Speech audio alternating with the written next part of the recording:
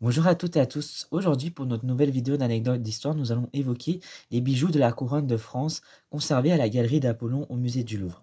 Hier, malheureusement, certains bijoux ont été volés et j'espère qu'ils vont être retrouvés le plus rapidement possible. On va évoquer quelques-uns. Donc, on a le fameux Régent, un grand diamant qui fait plus de 140 carats qui a été offert à Philippe d'Orléans, qui était le régent de France de 1715 à 1722, sous, sous la minorité de Louis XV, puisqu'il était encore un enfant. Et ces bijoux, et en fait, il est très connu parce que il vient d'Inde, et en même temps, il a été porté aussi par Louis XV sur sa couronne, ainsi que par Napoléon sur son épée, en fait, et ainsi que sous son sacre aussi. Il a été porté par Napoléon, donc il a beaucoup traversé les siècles, il a été beaucoup porté par les différents dirigeants de France. Ensuite, il y a le diadème de l'impératrice Eugénie, la femme de Napoléon III, qui a été euh, en fait qui a été fabriqué en 1855 pour elle, bien sûr avec des diamants qui appartenaient déjà à la couronne de France. Ça a été assemblé, ainsi que sa broche en forme de nœud, qui est aussi très magnifique.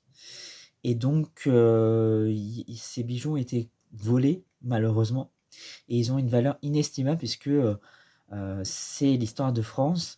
Il faut savoir que ces bijoux, en fait, c'est tout au long des siècles, les diamants de la couronne ont été mis en place par François Ier au XVIe siècle, en fait. Et François Ier avait dit que à chaque différent souverain, il fallait euh, enrichir les diamants de la couronne et ne pas les vendre. Sauf qu'en fait, à partir de 1792, il y aura un vol après la Révolution française, et certains bijoux vont disparaître et certains vont revenir sur le devant de la scène. Et en 1887, le gouvernement a décidé de vendre et de détruire beaucoup de bijoux, et certains ont pu être heureusement conservés parce qu'à l'époque, on était sous la République, et la royauté, les empereurs, tout ça, ce n'était plus d'actualité. Et du coup, le gouvernement avait décidé de détruire pas mal de bijoux. Mais heureusement, il y en a beaucoup qui ont été conservés, comme notamment la couronne de Louis XV, qui a été aussi portée par Louis XVI, ainsi que des bijoux qui ont appartenu à Marie-Antoinette, qu'elle a légué à sa fille, dont sa fille en a fait des colliers, des bracelets. Donc il y a des diamants qui ont appartenu à Marie-Antoinette.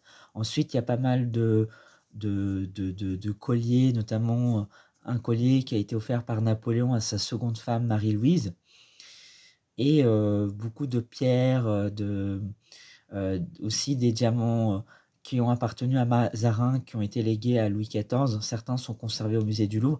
Donc il y a une énorme variété dans la galerie d'Apollon, qui témoigne de l'histoire de France, qui est riche en, en histoire et en diamants, en fait. Et du coup, ces diamants ont une valeur inestimable.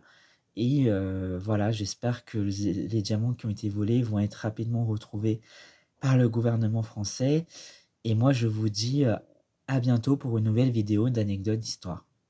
Au revoir.